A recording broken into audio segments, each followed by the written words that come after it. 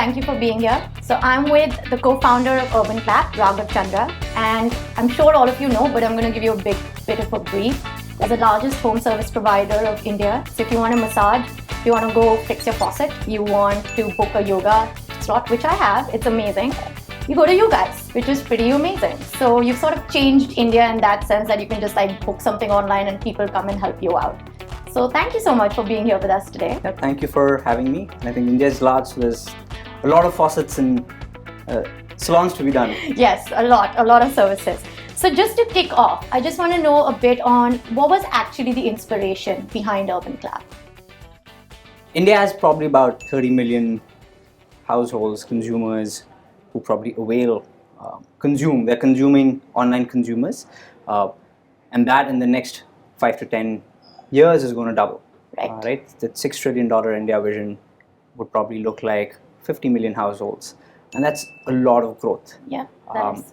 And that is going to be at the back of the goods and the services ecosystems maturing, right? And what that looks like as a cycle on the supply or the partner side is you have a country where the aspiring class is going to bump up and grow. India is basically a pyramid-shaped economy. Right. It's going to become a diamond-shaped economy, and that requires a lot of job creation to happen. Right. Right, and we see this pursuit to really fill in that gap of the services sector, which is extremely broken. I mean, we all have struggled to maintain a household. We struggle to maintain our own personal grooming, right? And the idea is, hey, can we actually get in, solve the tough problems which exist in the services sector?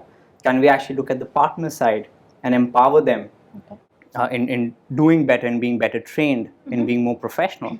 Right? And this is what the services ecosystem looks like for us. The time we were starting, Abhiraj was getting married with three founders.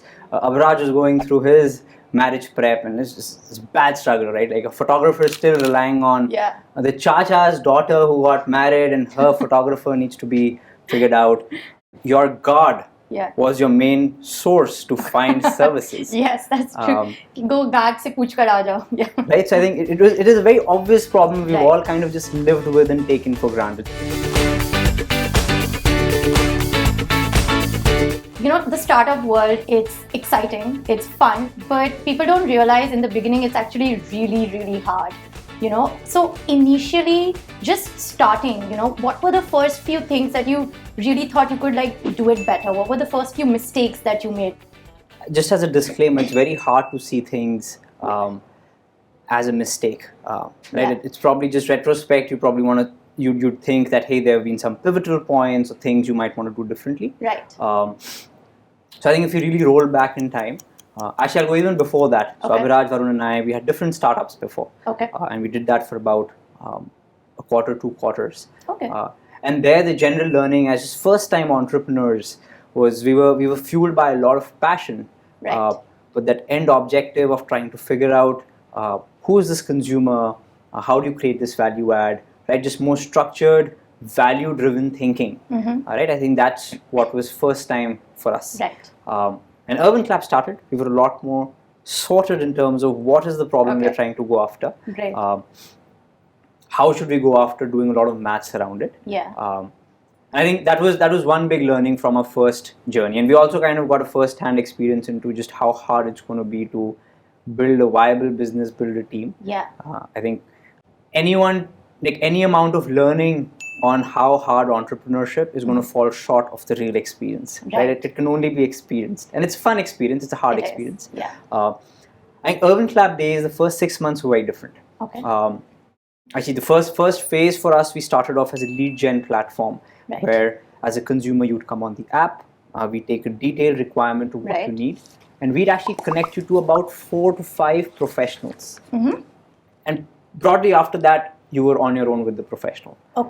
Understood. Today's UrbanClap is very different. We do zero lead gen. We actually do a lot of heavy lifting to deliver a service. So we directly, so you book, the partner who comes to us is verified, vetted by us. There's a lot of training we do. For the professionals. For the professional. Amazing. The equipment which they bring is distributed and figured by us. The pricing is standardized. So all in all, the experience is very curated by UrbanClap. Right. And this is a very different world. So that's that model you decided to switch after a couple of, I would say, a year or something. Yes. So we started with lead gen, then we had sort of the early versions of this full stack version. Right. These two both coexisted until 2 years back, where we just decided we're not going to do lead gen and focus all on The professionals themselves and professionals training. and going full stack and doing all the heavy problems ourselves. And I think maybe for India that's actually quite required too, because you need to do that background check, the vetting, the training. Absolutely. I think Uber had a couple of problems like that too when they didn't do the background checks on their drivers in Delhi. So I think that was like that's a great way to sort of learn from how you're developing the company and then sort of changing the model. And that's actually, everyone should know that it's okay then to change your model, to have a difference in opinion sometimes which changes something for the better, right? And that you'll only understand while actually doing the job.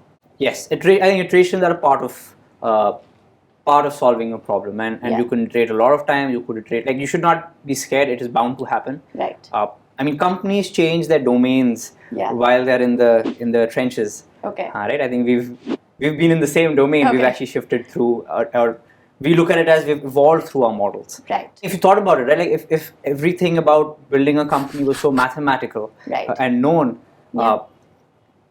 every problem would be solved in the first 6 months itself. Exactly. Okay, very cool. So, did you deal with that situation where you knew you were changing the business model? What was going on in your head? Were you okay with it, or were you very nervous that we decided to go one way and now we're going another way? Like, what were the key skills that you think helped you push through that?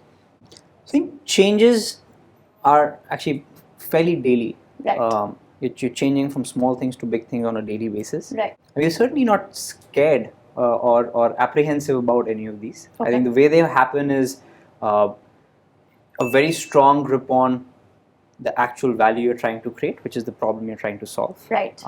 And then actually everything else flows very smoothly. Okay. Yeah. That's good. So once you get that problem you're solving, it all sort of trickles down under it. Yes, it makes sense. The bigger picture makes sense.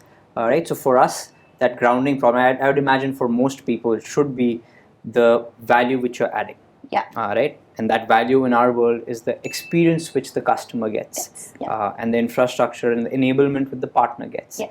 Right. And for us, those two forces have been the key to going where we are. So in the lead gen world, if I just sent any professional to your house, we've very quickly realized the actual service is broken. Right. The person's not going to shop on time.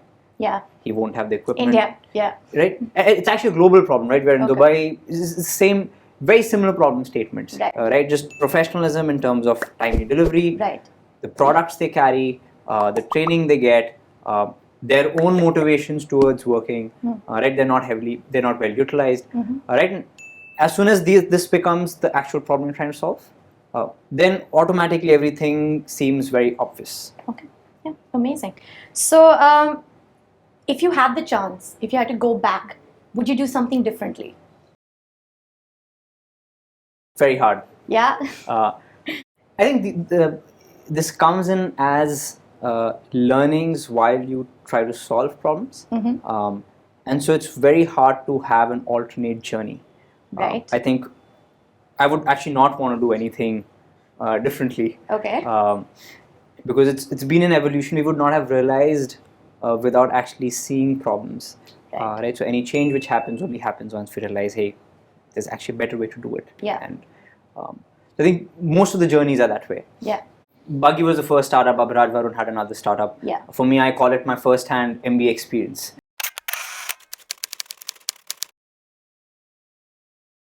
Oh, okay, cool. Yeah. So I'm a non-MBA, so that's my live There you go, guys. That's another. quarter. Oh, that's a. It's fine. It's fine. So I think those things taught a lot, right? And those are important learnings. Right. And a lot of learnings just have to be experienced. Right. Do you think it helped this time having the other co-founders on board the second time around? Like that support that you had and that you all had made some form of mistakes and the learnings you all sort of pulled in together and it was just quicker and better shaped. I think the biggest leverage which a good team has is its team. And it's from a realization that the problem statement will evolve, that target is actually a moving target. Right. What we thought we'll achieve in the first 6 months, that's an old story. Now, we're shifting that target as we speak. Right. So it's very important that the stable factor, which is your team, is highly energized. There's a lot of synergies in it. Yeah. Right. And I think a large part of our problem solving and our evolution is just the team.